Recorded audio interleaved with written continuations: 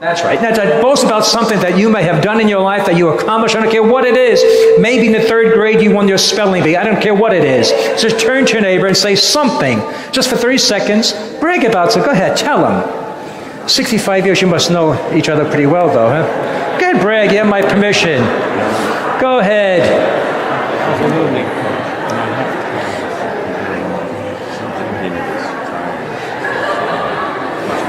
All right.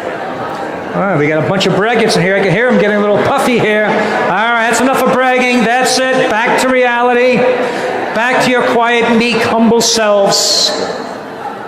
Oh, I can brag. When I was in the 8th grade, playing stickball off Paul DiMiglio, I put the ball up on Queensview roof, which is 14 stories. How about that? It was the only one of Raven's projects to do that. You must have something to brag about. What'd you brag about? He's a baseball all-star. Oh, wow. And Mr. Baseball All-Star, what position do you play? Pitcher and catcher. That's how good he is. Pitches it, then he catches it. Fantastic. This is an all-star. He does it all. And you're also a good hitter, aren't you? What's your bat? What was your batting average? Remember? Anything. What was your highest average? Just brag. Go ahead. 380 with the All-Stars. That's very, very good. Wow. Let me see that head getting a little bigger there, buddy. That's okay. But that's all the bragging for now. All right. That's interesting when we brag things that we have accomplished and things we have done.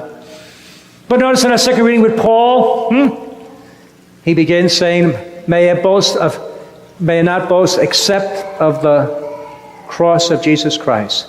May I never boast except in the cross. What? Who brags about crosses?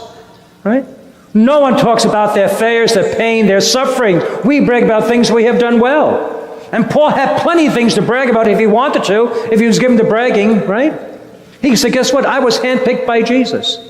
I had a personal audience. Jesus came to me. Wow. I would talk about that. Well, maybe you say, guess what? I raised the dead. Now, how many of you can say the same thing?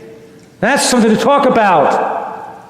Oh, I said, no, modesty, guess what? I'm the one responsible for spreading the faith. Even more than Peter. In fact, probably even more than Jesus himself. I am the great mission. But that's not what he talks about.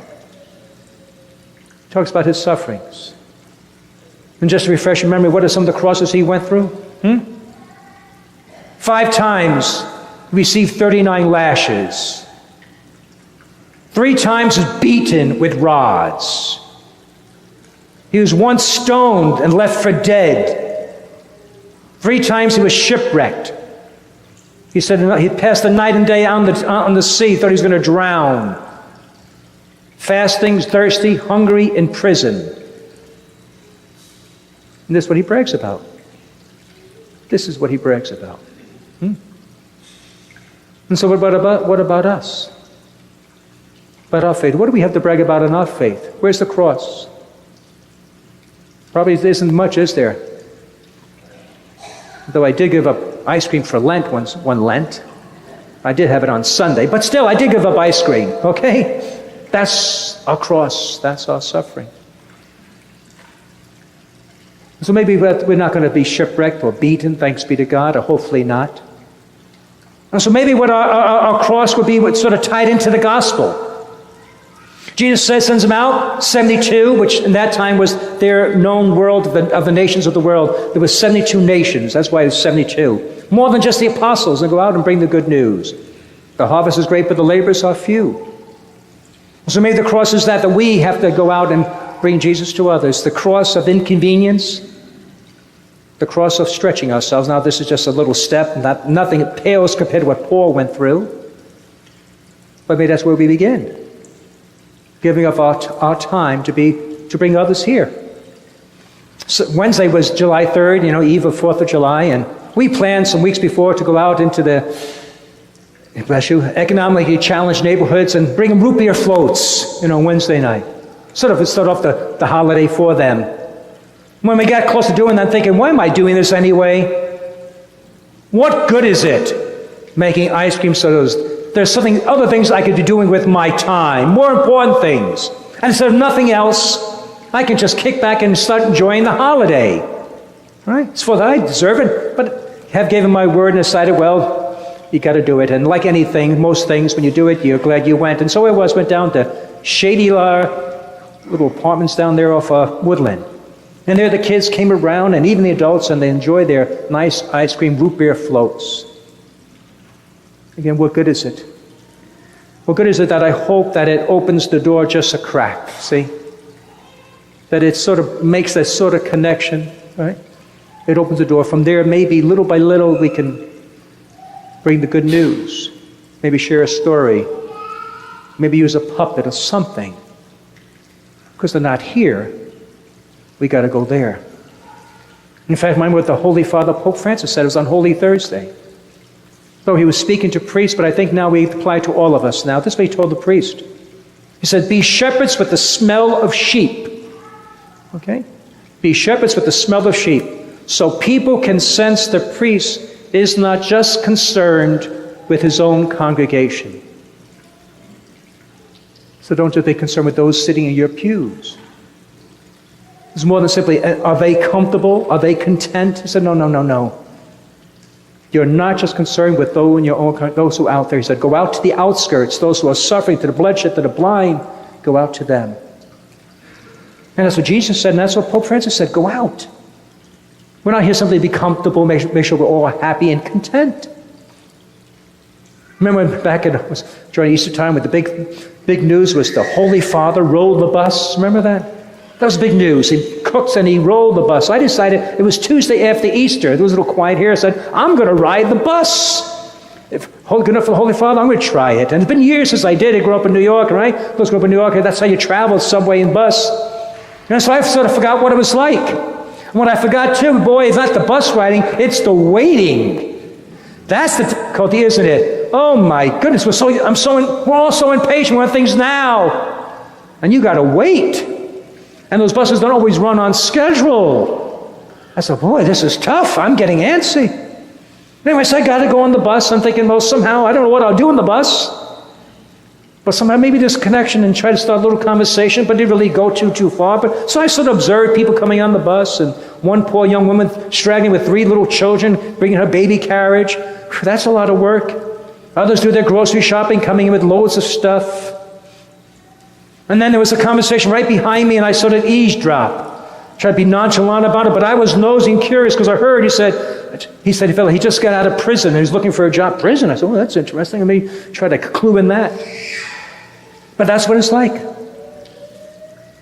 Go out to the outskirts. That's what Holy Father said. And the next thing on my schedule is to go to the laundromat. All right? Yeah, that's what they are. They're not. That's what you go sit there at the laundromat and mingle with there, huh? What's it like there? Because they're not here. You got to go out there, right? Go out to the laundromat. That's next on my list. First, though, I have to learn how to wash my clothes. That'd be the first thing, right? But anyway. But again, this is not simply for priests any longer, though. The Lord said he sent them out. It wasn't just the 12 apostles. It was his disciples. And so we got to send you out as well to blanket this area and to take a little baby step. Take a little small step to inconvenience the cross of one's time or the cross of coming out of one's comfort zone. I know it's not much compared to Paul, but it's something to bring Jesus to others. So what does that mean for this week?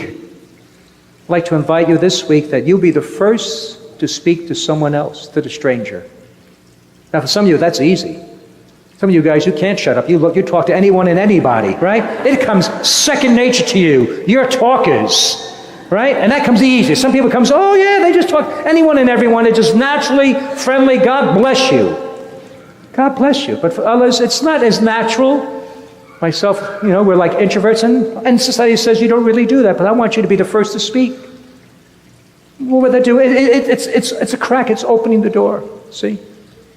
So when you're on the checkout line, to the person behind you, oh, you like the journals, pizza too, whatever it is, say something. Notice them. Maybe at the McDonald's counter, oh, that's a nice shirt you have on. Oh, that's a nice tan. Look at, oh, really? And you never know what they say. You never know. Not only that, but then you begin to notice, and you look closer, you see, boy, she looks tired. They look stressed. And you comment on that. Simply, you look tired. You okay? Looks like you had a long day. And for some, that opens the door. Do you know that? Not all the time, but some people, all of a sudden, once you notice, and all of a sudden they want to talk to somebody. And they just may share with you. And then you may tell the words that no one has ever spoken to them before. I will pray for you. Or even simply, God bless you. Some have never heard those words spoken to them. I know it's not much.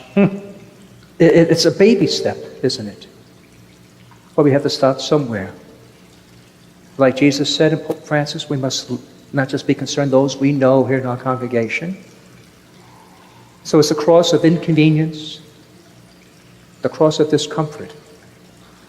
Actually, sometimes it's easier to talk to strangers than people you know. Because guess what? You're not going to see them again, so it doesn't matter. See? There's something easy about that. I will never see this person, so I can say things as that it's people you see all the time. It gets a little more difficult. Sometimes strangers are easier. So I invite you then this week that we may blanket the land. We will be the first to speak at the counter, waiting for the light, wherever it may be, that I will talk first. I will say something. Maybe that may open the door to mention the precious name of Jesus. And if you do that, next week you can come back here and you can brag and boast. God bless you. Hey.